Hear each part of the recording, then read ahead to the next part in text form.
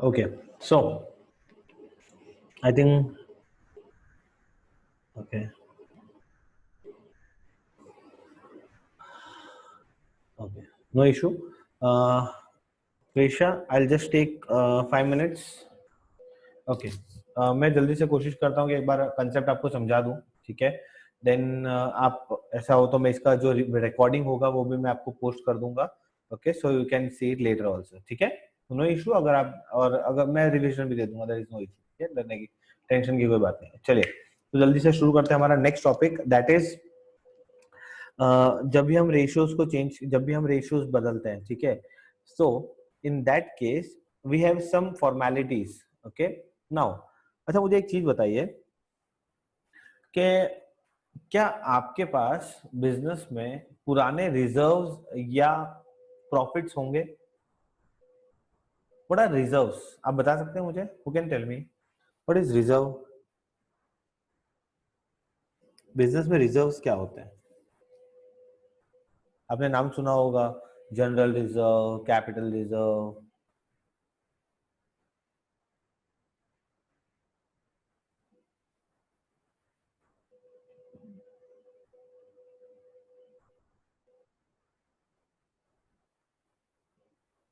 Okay, left over profit, ठीक है.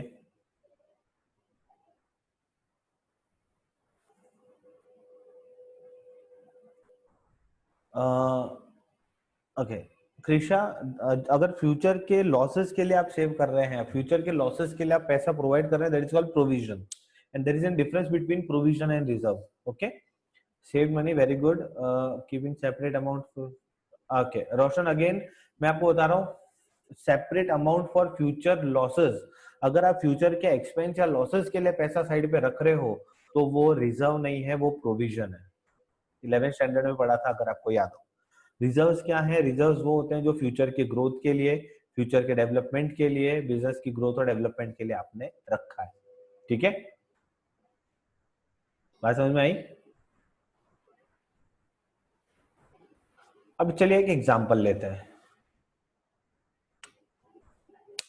Okay, ठीक है, कोई इशू नहीं है Krisha. Then you are correct, कोई इशू नहीं है, ठीक है?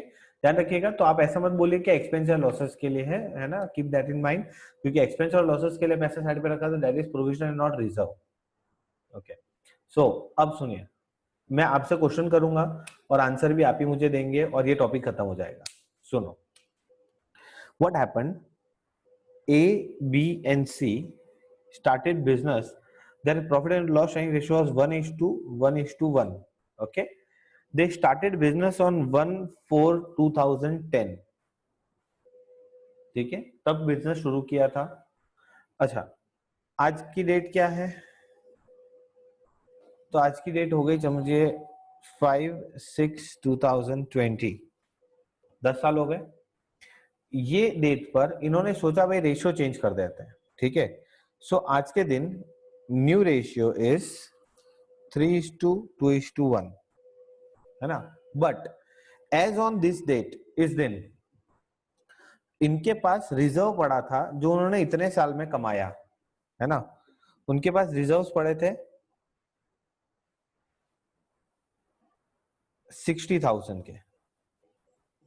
नाउ इस रिजर्व्स पे किसका अधिकार है?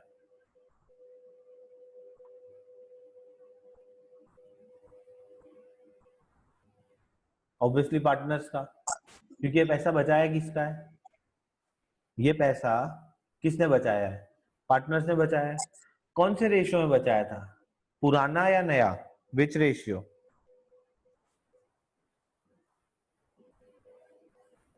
Very good. तो हमेशा याद रखिएगा, बच्चे हमेशा कंफ्यूज होते हैं। मैं आपको एक चीज बता दूं, ये रेशियो पुराने हैं तो पार्टनर्स की मेहनत भी कैसी है? पुरानी। तो हमेशा याद रखिएगा, चाहे ओल्ड रिजर्व्स हो या फिर ओल्ड लॉसेस हो, हमेशा कौन से रेशियो में जाएंगे? It is always always always old partner old ratio.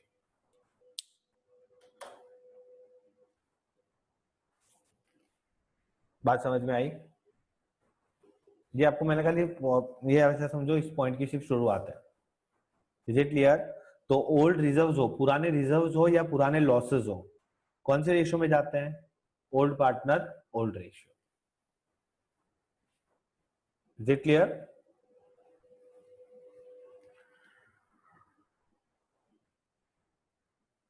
वापस से सुनो, 1/4/2010 से आपने बिजनेस शुरू किया, आज तक 5/6/2020 तक आप बिजनेस कर रहे हैं, ठीक है।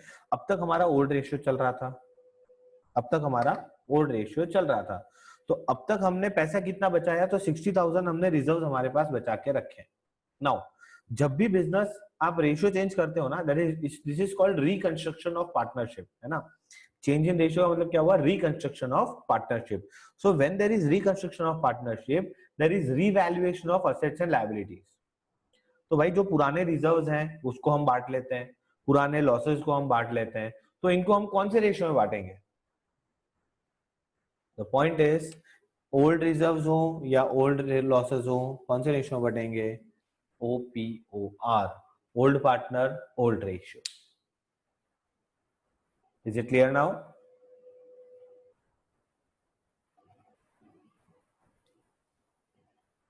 अब सुनो, अब आप बोल रहे हो एंड न्यू, तो नई कहानी कहां से शुरू हो रही है?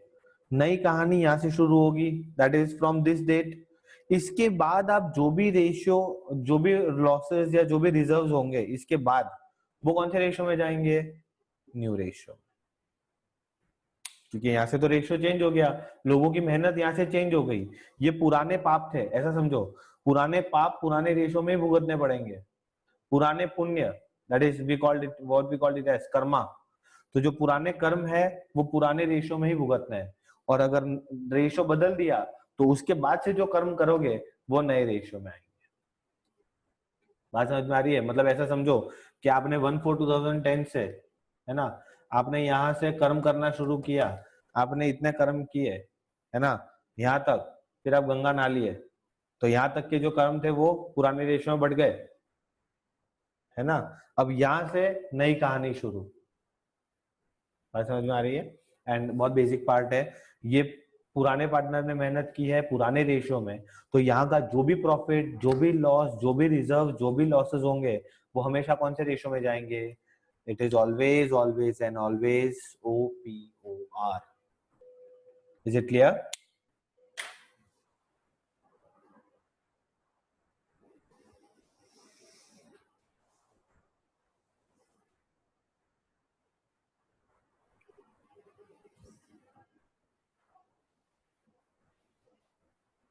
ओके, तो चलिए अब बात कर लेते हैं, जब रिजर्व्स की बात निकली है तो ये बात आती है कि सर कौन से रिजर्व्स को बांटेंगे। तो आपको बता दूं, there are two type of reserves जो ये हमें यहाँ पे ध्यान रखना है, ठीक है। ध्यान रखिएगा। कौन से रिजर्व्स को बांटना है वो भी मैं बता रहा हूँ, और कौन से रिजर्व्स को नहीं बांटना है वो भी मैं आपको बता रहा हूँ, ठीक है। सो ध्यान रखिएगा, जब बात आती है रिजर्व्स की, so there are two type of reserves, that is free reserves and non free reserves.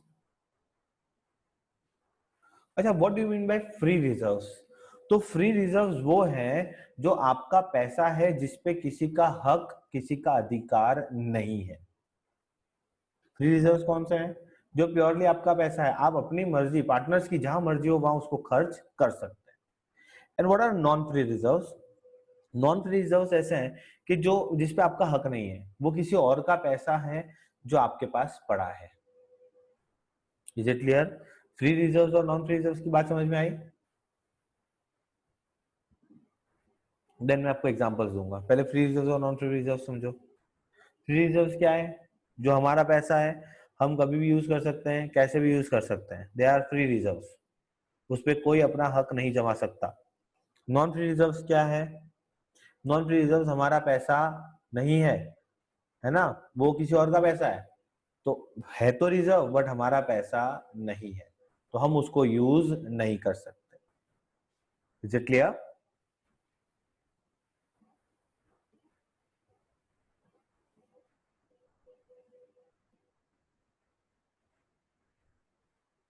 तो अब समझो, मैं आपको एग्जांपल देता हूं और आपको फ्री रिजर्व्स और नॉन फ्री रिजर्व समझाता हूं। तो फ्री रिजर्व्स का पहला एग्जांपल,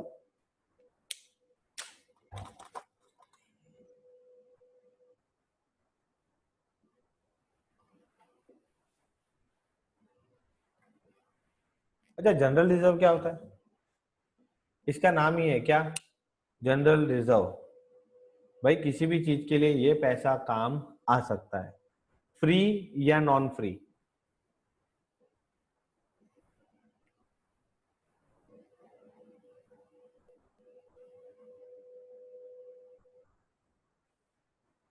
बताइए, जनरल रिजर्व फ्री रिजर्व होगा या नॉन फ्री रिजर्व होगा?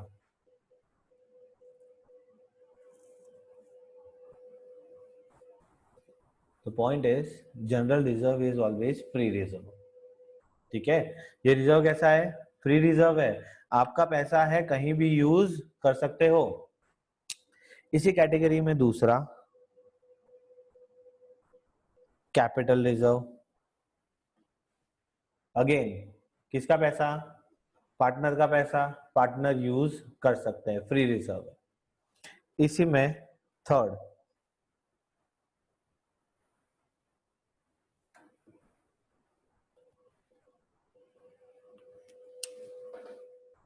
Contingency reserve.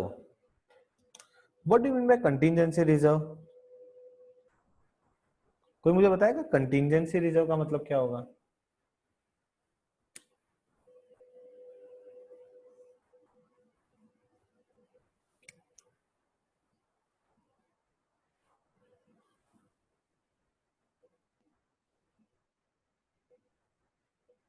ठीक है, आपको पता नहीं होगा, मैं आपको बताता हूँ।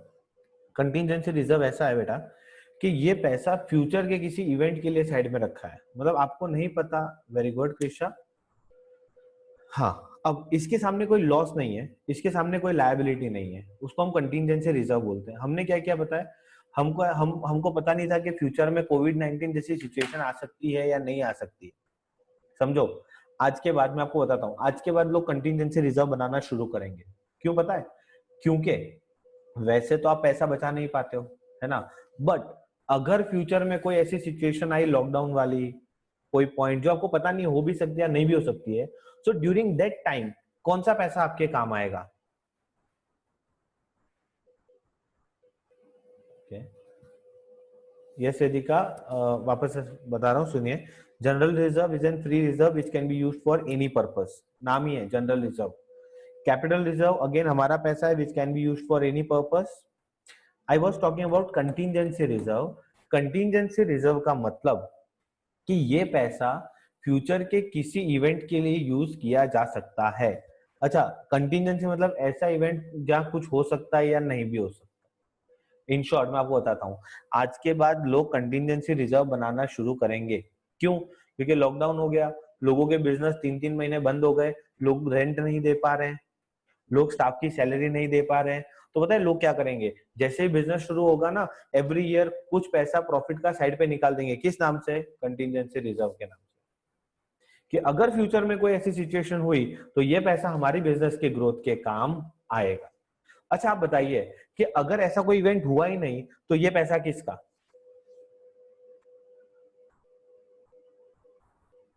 क्या आपका ओनर आपको आके बोल सकता है कि आपने पैसा कंटिजेंसी रिजर्व में रखा है, लाओ मुझे दे दो, आपने रेंट के लिए साइड पे रखा था? The answer is no. ये पैसा किसी का हक का नहीं है, पार्टनर्स का पैसा है। तो ये क्या कौन सा रिजर्व हो गया? Free reserve. Is it clear? अच्छा, तो एक काम करते हैं, आ जाते हैं हम एक नॉन फ्री रिजर्व्स में। इसमें मैं पहला एग्जांपल देता हूं। आपने नाम सुना है provident fund?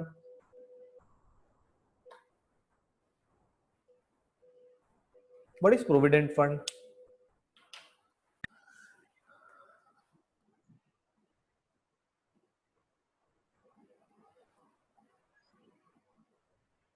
Okay, no issue. किसी को याद है बेटा प्रोविडेंट फंड?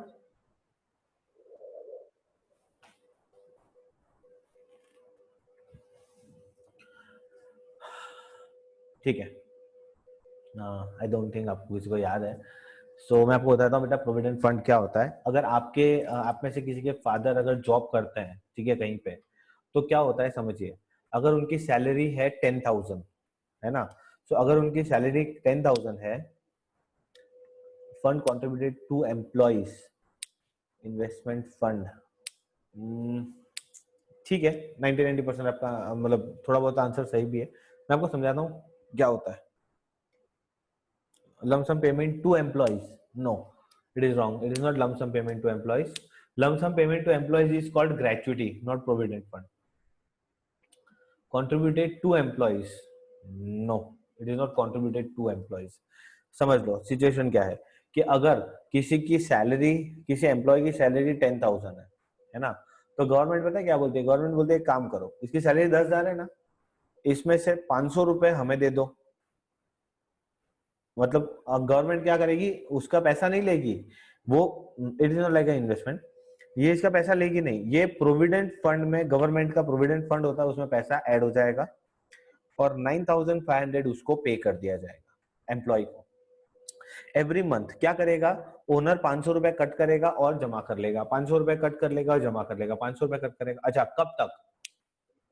जब तक वो एम्प्लॉय आपके फॉर्म में है या टिल हिज रिटायरमेंट।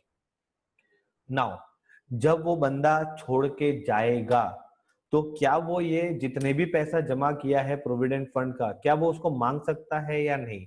ये इसका पैसा है या नहीं है? The answer is yes. The answer is yes. ये पैसा मांगेगा, मांग सकता है नहीं बेटा, मांगेगा ही, क्योंकि ये एम्प्लॉय का पैसा है। आपने 10,000 की सैलरी में से 500 रुपए कट कर लिया था हर महीने, तो now this money is called as provident fund. ठीक है, किसने जमा किया है? किसने जमा किया है? पार्टनर्स ने जमा किया है। पैसा जमा उनके पास पड़ा है या बिजनेस किसी के पास पड़ा है? No, this is not investment Krisha. अब मैं आपको बताता हूँ इन्वेस्टमेंट क्या होता है। कि ये एम्प्लॉयर क्या करता है, सुनो। समझो एक एम्प्लॉयर है जिसके पास 100 एम्प्लॉइज है, वो हर एक एम्प्लॉय का 500 रुपीज डिडक्ट करता है हर महीने। ओके, तो कितना अमाउंट हो गया? एवरी मंथ 50,000 रुपीज आया उसके पास, तो दिस इज योर लायबिलिटी, है ना। नाउ व्हाट ही डिड, कि अब भाई 50,000 पड़ा रहेगा तो काम थोड़ी आना है, अंडे थोड़ी देगा, पैसा बढ़ेगा। व्हाट ही डिड, इस 50,000 को वो इन्वेस्ट कर देता है। Now this 50,000 is called provident fund investment. ये असेट है। Is it clear?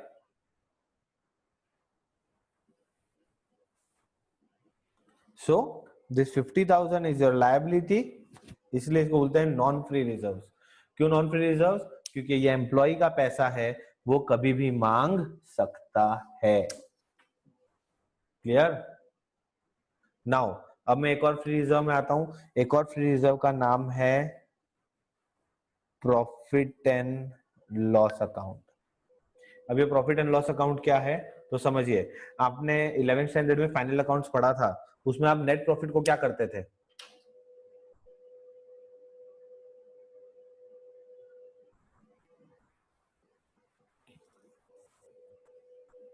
How do you deal with the net profit?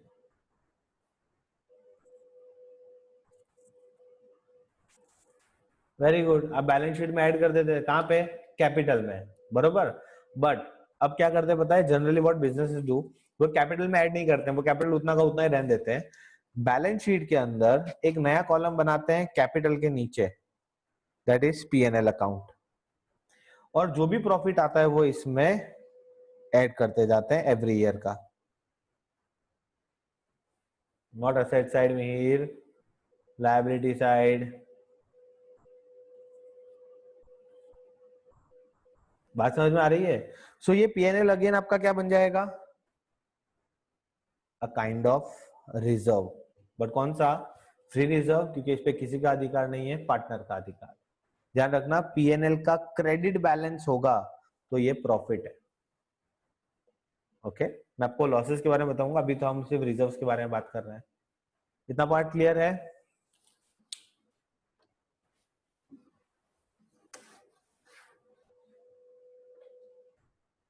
Okay, next एक और पार्ट लेता हूं मैं, workers accident compensation fund. What do you mean bye workers accident compensation fund?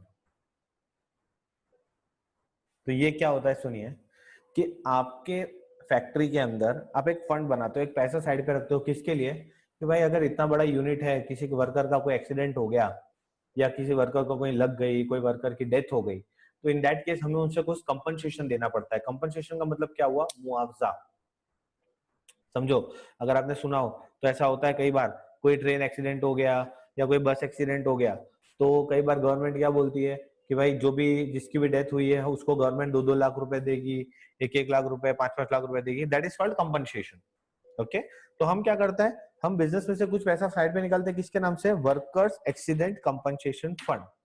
Now you tell me कि अगर आपके during the whole year कोई accident हुआ ही नहीं है ना, एक एम्प्लॉय अपनी जॉब छोड़ के जा रहा है, तो क्या वो ऐसा बोलेगा कि सर वो एक्सीडेंट कंपनसेशन फंड में मेरे को जो आप पैसा देने वाले थे उनको दे दो? क्या वो ये पैसा मांग सकता है?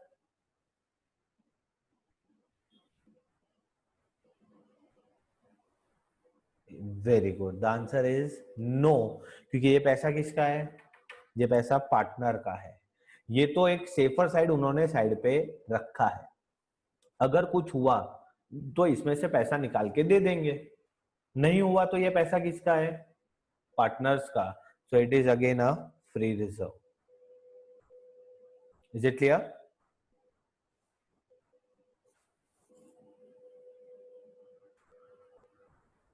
अच्छा, एक पॉइंट और लेता हूं,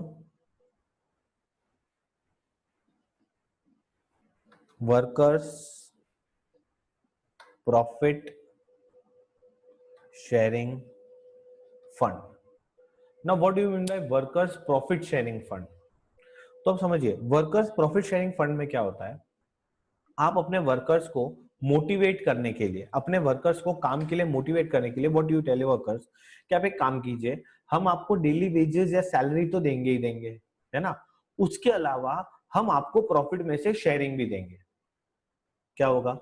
वर्कर्स मोटिवेट होंगे, अरे यार जितना अच्छा कमाएंगे, जितना अच्छा वर्कर, जितना अच्छा हम आउटपुट देंगे, उससे ज्यादा कंपनी को प्रॉफिट होगा, कंपनी को प्रॉफिट होगा या फर्म को प्रॉफिट होगा, तो हमें भी प्रॉफिट में शेयरिंग मिलेगा।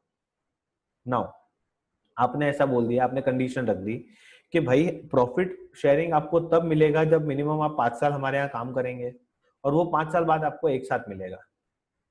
नाउ यू टेल मी, अब नाउ यू टेल मी, अगर कोई वर्कर छोड़ के जाता है, ओके, तो क्या वो इसमें से पैसा मांग सकता है कि प्रॉफिट शेयरिंग में जो मेरा पैसा है वो मुझे दे दो?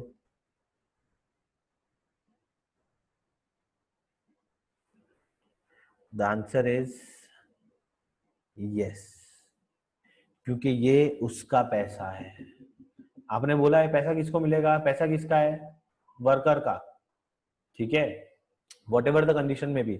आपने बोला है वर्कर का पैसा है, मैं ऐसा बोल रहा हूँ वर्कर के लिए नहीं, हाँ देयर इज अ डिफरेंस। ये क्या था, ये वर्कर के लिए था, जबकि ये किसका पैसा है, वर्कर का पैसा है, जो आपने फंड बना के रखा है। तो जब भी कोई वर्कर छोड़ के जाएगा, आपको इसमें से पैसा निकाल के उसको देना पड़ेगा, क्योंकि ये उसका पैसा है, उसका हक है, उसका अधिकार है। Is it clear? So this workers profit sharing fund is non free reserves.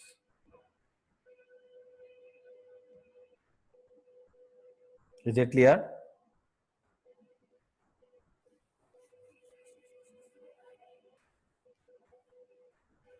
यहां तक क्लियर है बेटा सबको?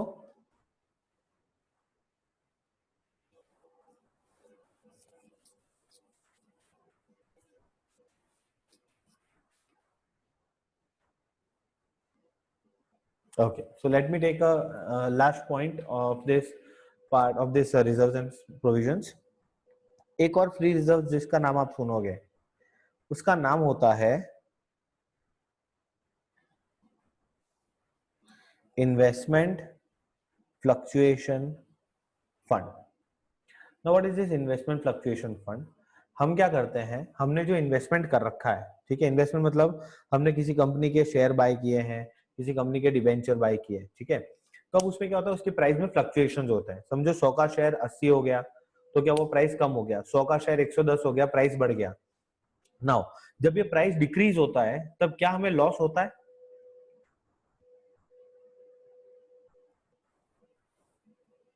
अगर इन्वेस्टमेंट का प्राइस कम हो जाए तो क्या हमें लॉस होता है? हाँ ऋषिका, नो?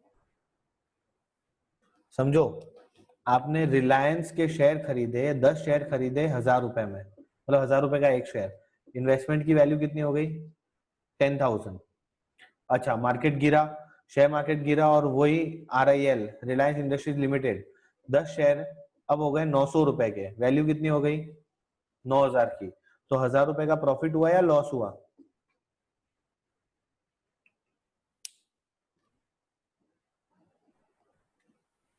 1000 का लॉस हुआ, तो ध्यान रखिए।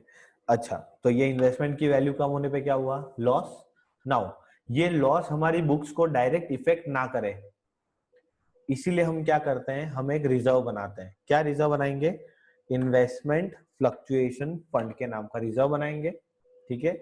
जो भी लॉसेस होंगे उसको कहां से सेट ऑफ करेंगे, इस फंड में से।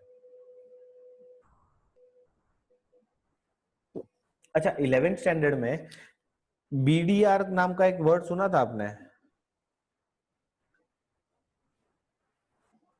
प्रोविजन फॉर डाउटफुल डेट, ये वर्ड सुना था कहीं आपने? यस। क्या होता है provision for doubtful debt? Bad debt reserve.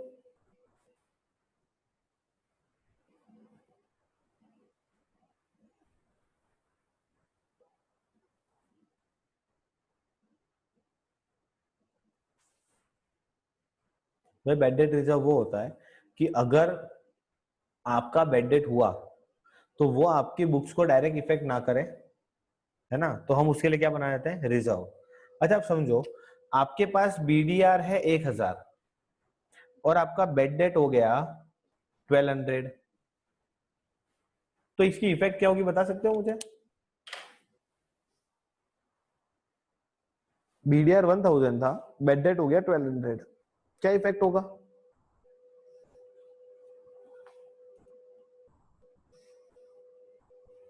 वापस से, आपकी बुक्स में लास्ट ईयर BDF दिख रहा था 1000 एंड आपका बेड डेट हो गया 1200, मतलब बेड डेट ज्यादा हो गया BDR से, तो क्या होगा, इफेक्ट क्या होगी, कौन बताएगा मुझे?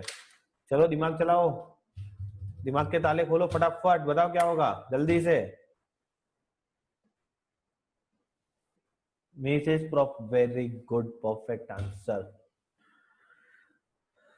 So the point is, ये 1200 में से 1000 कहां से सेट ऑफ होगा, BDR में से सेट ऑफ होगा। एडिशनल लॉस कितने का हुआ 200, ये जाएगा पीएनएल डेबिट पे। याद है ना, ऐसा होता था, तभी हम वो रिजर्व बनाते थे, to BD old plus BD new वो बनाते थे, वो ऐसे ही होगा। बात समझ में आ रही है? In the same way it goes with investment fluctuation fund.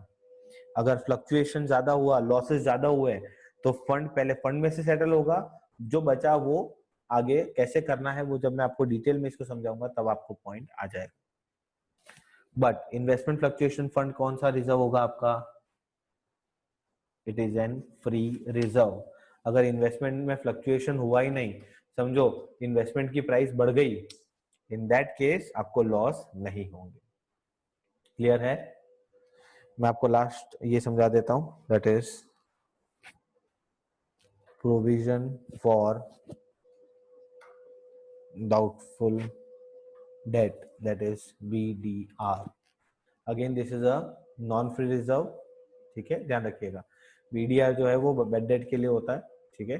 कैसे क्या डील करना है वो तो आपको बाद में समझाएंगे, अब मैं आपको समझाऊंगा। But is this point clear? अच्छा, मैं इसके आगे लिख देता हूं फ्री रिजर्व OPOR। इसका मतलब क्या हुआ कि जितने भी फ्री रिजर्व हैं उनको किस में बांट देना है? ओल्ड पार्टनर ओल्ड रेशियो में, ओके। और नॉन फ्री रिजर्व को क्या करना है? तो इसके भी ऊपर मैं इसका नाम लिख देता हूं ताकि इन फ्यूचर जब आप इसको देखेंगे तब आपको एकदम से क्लिक हो जाएगा। नॉन फ्री रिजर्व इग्नोर, कुछ नहीं होगा उसका। Is it clear?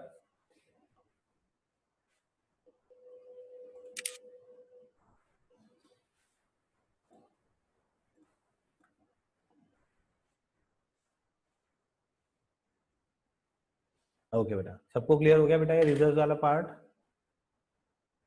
Please reply.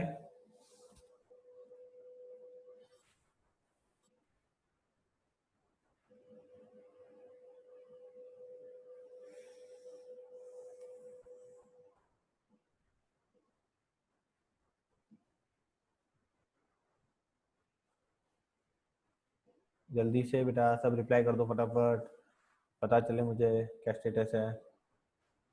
सबको समझ में आ गया? ग्रेट। एयर, रोशन, यस एयर, आप एयर को यस बोल रहे हो, ठीक है। ओके सो नो इशू, आज का बैच बस इधर ही मैं एंड करूंगा। सो द पॉइंट इज के सारे ओल्ड पार्टनर ओल्ड रेशियो जो भी रिजर्व्स हैं वो आपको कौन से फ्री है कौन से नॉन फ्री है वो आज का मेरा टॉपिक था जो मुझे बताना है, ओके।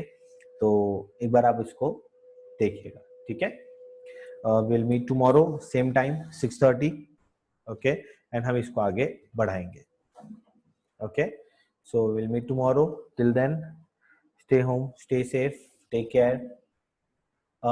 Yes बेटा, I'll send you the recording in the group. मैं ग्रुप में रिकॉर्डिंग सेंड कर दूंगा आपको आज के ग्रुप की, इसके बैच की। विल गेट देयर, यूट्यूब का रिकॉर्डिंग आपको सेंड हो जाएगा। ये साहना,